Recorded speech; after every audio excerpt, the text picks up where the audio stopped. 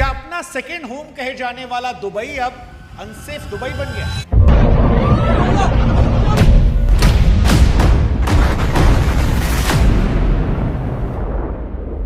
Israel America versus Iran की लड़ाई में जब खामनेई का कत्ल हुआ और फिर ईरान ने पलटवार किया, उसने दुनिया को हिलाकर दिया और पहली बार दुबई ने डर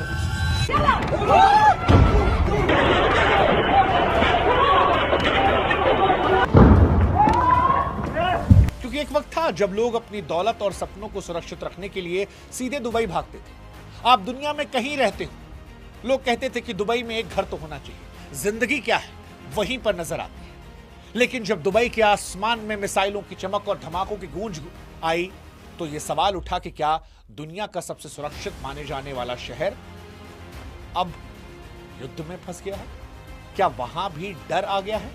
वो डर जो इन्वेस्टर्स को डरा रहा है, वो डर जो छात्रों को डरा रहा है, वो डर जिससे कलाकार, जिससे फनकार और जिससे तमाम क्रिकेटर्स डर रहे हैं। डरना चाहिए क्योंकि पाम जुमेरा जैसे वीवीआईपी इलाकों में मिसाइलों के मलबे मिले हैं।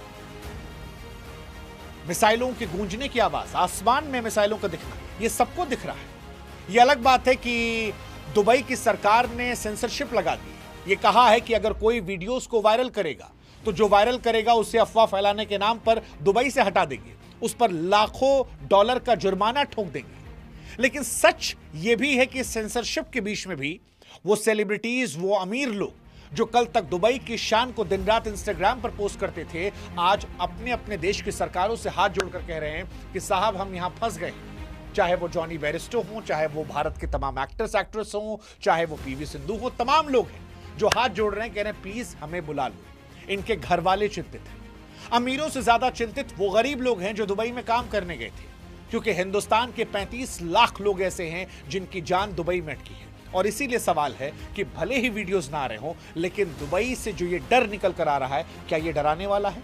क्या दुबई भी अब पूरी तरह सेफ नहीं है? ये सवाल बड़ा महत्वपूर्ण है। आज दुबई की हम बात करेंगे, लेकिन इस बात की शुरुआत हम करें इससे पहले हमारी फिर से आपसे गुजारिश है कि आप हमारे व्हाट्सएप चैनल को जरूर सब्सक्राइब करें। हमने कमेंट सेक्शन में, डिस्क्रिप्शन में अपना व्हाट्सएप चैनल का लिंक जो है वो दे रखा है। आप जुड़ेंगे, हमारी ताकत बढ़ेगी, हम आप तक वीडियोस पहुंचाएंगे। अब सवाल दुबई के सेफ अनसेफ होने को लेकर। देखिए, रिपोर्ट्स कहती हैं कि 28 फरवरी से जो हमला शुरू हुआ उसमें ईरान ने यूएई की तरफ सैकड़ों मिसाइलें ड्रोन डाले। दुबई का डिफेंस सिस्टम जो है वो मजबूत है। अमेरिका और इजराइल की मदद से 90 से ज्यादा हमलों को उसने हवा में ढेर कर दिया। लेकिन असली समस्या हवा में नष्ट हुई मिसाइलों के भारी भरकम मलबों को लेकर है, क्योंकि वो शहर के ऊपर गिर रहा है। पाम जुमेरा के फेराबोंट होटल के पास मलबा गिरने से आग लग गई, जिसे बाद में बुझाया गया। बुल अर्ज अरब होटल की बाहरी दीवारों के पास भी नुकसान दिखाई पड़ा। और बड़ी चिंता जो है वो जेबल अली पोर्ट को लेकर है, जहां धमाकों और मलबों की वजह से कामकाज रुक गया, व्यापार की रफ्तार धीमी हो गई। दुबई एयरपोर्ट के पास जो मलबा गिरा, रनवे प्रभावित हुआ, उसमें 4 कर्मचारियों के घायल होने की खबरें आई। अब तक जो आंकड़े आए हैं उसके मुताबिक 3 लोगों की मौत हुई है, 58 लोग घायल हैं। शहर चल रहा है, लेकिन आसमान से गिरता यह मलबा सुरक्षा पर सवाल उठा रहा है। और ईरान, जिसके पास अब हारने को कुछ नहीं है, वो अमेरिका के खास सभी देशों पर हमला कर रहा है, और उसमें दुबई भी है। और यहीं से डर का सवाल शुरू होता है, क्योंकि दुबई में भारत के करीब 35 से 38 लाख भारतीय रहते हैं। और ये वो भारतीय हैं जो बार बार हिंदुस्तान आकर कहते थे कि भैया दुबई चलो, हिंदुस्तान में कुछ नहीं रखा है, दुबई में हमारे ये है, दुबई में हमारे वो है, दुबई हमारा ऐसा है, दुबई हमारा ऐसा है। लेकिन अब दुबई सेफेस्ट कंट्री कहने वाले लोग परेशान हो रहे हैं, और उनमें भी सबसे ज्यादा मजदूर और छात्र परेशान हो रहे हैं। लेबर कैंप्स में डर का माहौल है, क्योंकि सुरक्षा कारणों से कई बड़े प्रोजेक्ट से काम रोक दिया गया है। खाने पीने की कमी तो नहीं है, लेकिन डर के मारे लोग राशन जमा कर रहे हैं, जिससे सप्लाई में दिक्कत आ रही है। इनफैक्ट पुणे के 84 छात्र जो स्टडी टूर पर दुबई गए थे, वो उड़ानों की पाबंदी, एयर स्पेस बंद होने की वजह से फिलहाल होटलों में फंसे। करीब 700 उड़ानें रद्द या लेट होने से एयर इंडिया और इंडिगो जैसी एयरलाइंस का पूरा शेड्यूल बिगड़ा है, और हजारों भारतीय सैलानी एयरपोर्ट पर अपनी बारी का इंतजार कर रहे हैं। भारत सरकार इस पर नजर रखे हुए है, जरूरत पड़ने पर नागरिकों को निकालने के लिए इवैक्यूएशन प्लान को भी तैयार कर रही है। लेकिन सवाल यह है कि अब वो जो सेफ्टी दुबई में महसूस हो रही थी, वो इस युद्ध ने क्या अनसेफ फील करा दी? एक सवाल और लोगों के मन में आ सकता है कि ईरान के निशाने पर आखिर दुबई क्यों है? तो देखिए, एक्सपर्ट्स का यह मानना है कि ईरान का असली निशाना अमेरिका और उसके ठिकाने है, लेकिन दुबई अपनी लोकेशन की वजह से इस जंग के लपेटे में आ गया। ईरान का यह तर्क है कि दुबई के पोर्ट और दूसरी आधुनिक सुविधाओं का इस्तेमाल अमेरिकी सेना जो है वो अपनी लॉजिस्टिक और खुफिया जानकारी के लिए करती है। ईरान ने साफ चेतावनी दी कि जो भी देश अमेरिका या इजराइल को रणनीतिक मदद देंगे वो खतरे में रहेगा। इसीलिए ईरान ने दुबई को एक सॉफ्ट टारगेट के तौर पर देखा।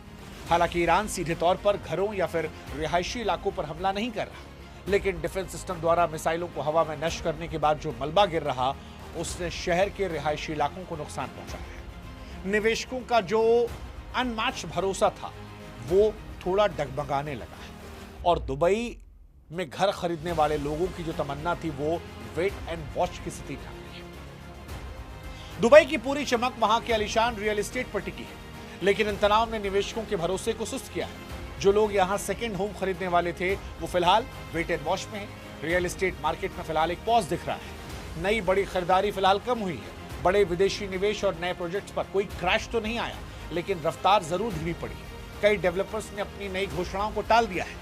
होटल इंडस्ट्री और टूरिज्म पर बड़ा इंपैक्ट पड़ा है, क्योंकि सुरक्षा और फ्लाइट की कमी की वजह से सैलानी कम आ रहे हैं। और अगर यह अनिश्चितता लंबे समय तक बनी रही तो दुबई की इकॉनमी के लिए अपनी पुरानी रफ्तार को बरकरार रखना भी एक बड़ी चुनौती होगा।